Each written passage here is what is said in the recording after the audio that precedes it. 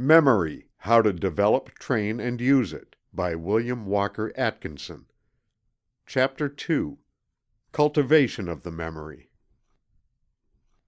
This book is written with the fundamental intention and idea of pointing out a rational and workable method whereby the memory may be developed, trained, and cultivated.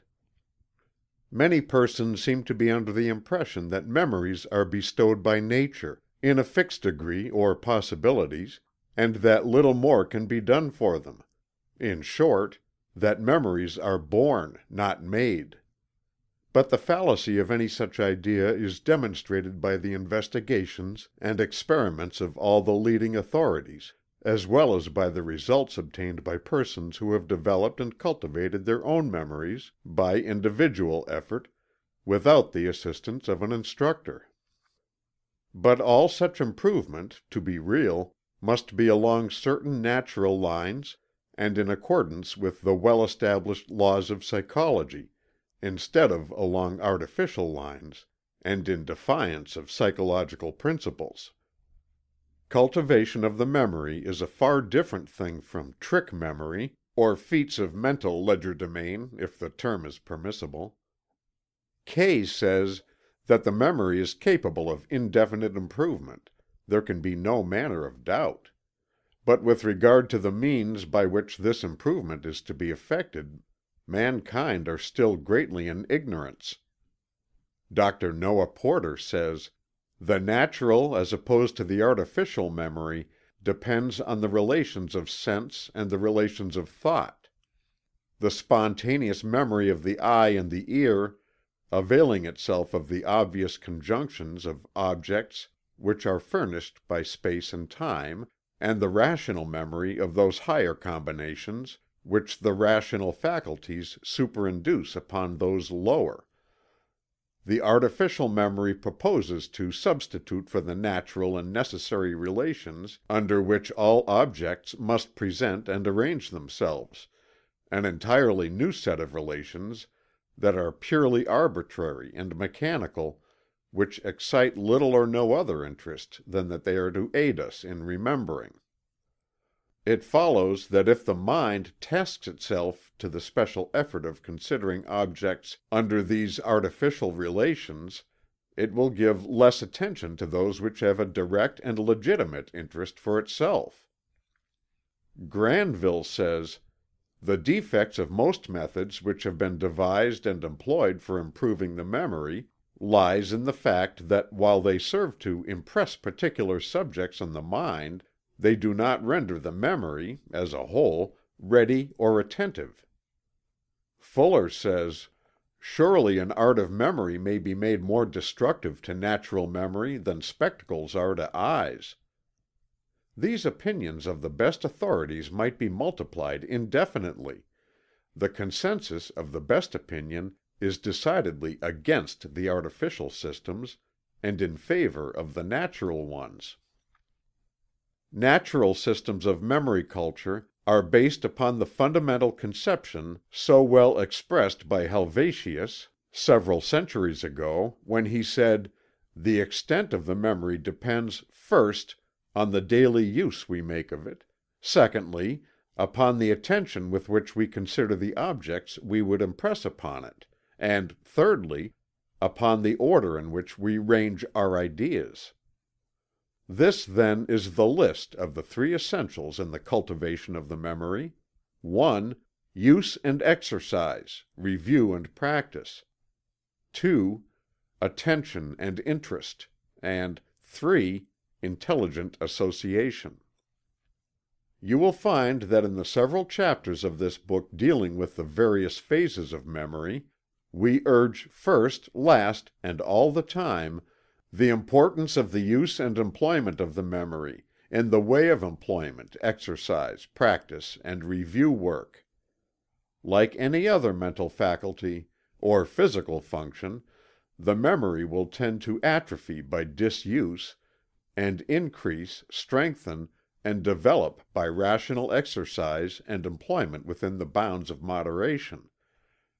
You develop a muscle by exercise. You train any special faculty of the mind in the same way. and you must pursue the same method in the case of the memory, if you would develop it. Nature's laws are constant and bear a close analogy to each other. You will also notice the great stress that we lay upon the use of the faculty of attention, accompanied by interest. By attention you acquire the impressions that you file away in your mental record file of memory, and the degree of attention regulates the depth, clearness and strength of the impression. Without a good record, you cannot expect to obtain a good reproduction of it. A poor phonographic record results in a poor reproduction, and the rule applies in the case of the memory as well. You will also notice that we explain the laws of association, and the principles which govern the subject, as well as the methods whereby the proper associations may be made. Every association that you weld to an idea or an impression serves as a cross-reference in the index, whereby the thing is found by remembrance or recollection when it is needed. We call your attention to the fact that one's entire education depends for its efficiency upon this law of association. It is a most important feature in the rational cultivation of the memory, while at the same time being the bane of the artificial systems. Natural associations educate, while artificial ones tend to weaken the powers of the mind, if carried to any great length. There is no royal road to memory. The cultivation of the memory depends upon the practice along certain scientific lines, according to well-established psychological laws. Those who hope for a sure short-cut will be disappointed, for none such exists. As Halleck says, "The student ought not to be disappointed to find that memory is no exception to the rule of improvement by proper methodical and long-continued exercise. There is no royal road, no short-cut, to the improvement of either mind or muscle. But the student who follows the rules which psychology has laid down may know that he is walking in the shortest path, and not wandering aimlessly about. Using these rules, he will advance much faster than those without chart, compass, or pilot. He will find mnemonics of extremely limited use. Improvement comes by orderly steps. Methods that dazzle at first sight never give solid results. The student is urged to pay attention to what we have to say in other chapters of the book upon the subjects of attention and association. It is not necessary to state here the particulars that we mention there. The cultivation of the attention is a prerequisite for good memory, and deficiency in this respect means deficiency not only in the field of memory, but also in the general field of mental work. In all branches of the new psychology there is found a constant repetition of the injunction to cultivate the faculty of attention and concentration. Halleck says, "Haziness of perception lies at the root of many a bad memory." If perception is definite, the first step has been taken toward ensuring a good memory. If the first impression is vivid, its effect upon the brain cells is more lasting. All persons ought to practice their visualizing power. This will react upon perception and make it more definite. Visualizing will also form a brain habit of remembering things pictorially, and hence more exactly. The subject of association must also receive its proper share of attention, for it is by means of association that the stored away records of the memory may be recovered or recollected.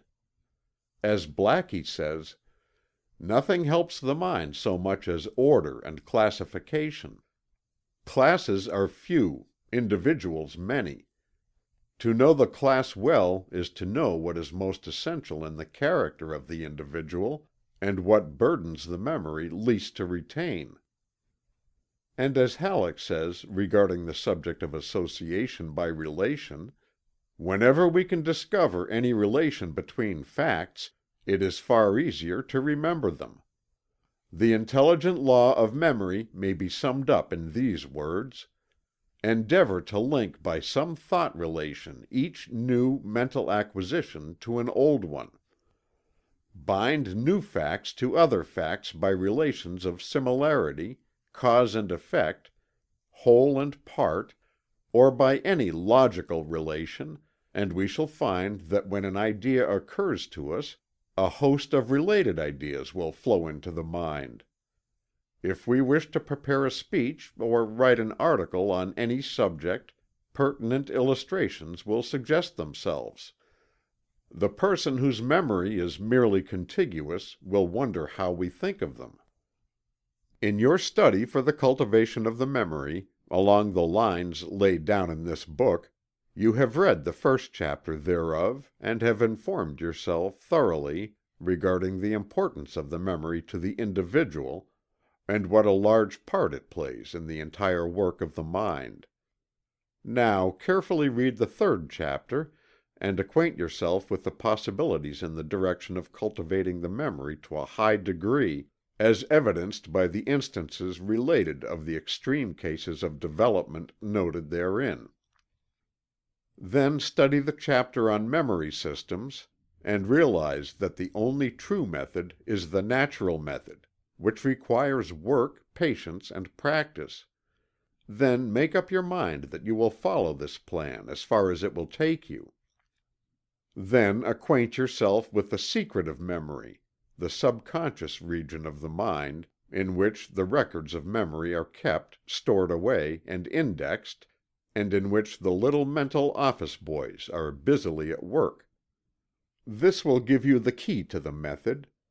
Then take up the 2 chapters on attention and association, respectively, and acquaint yourself with these important principles.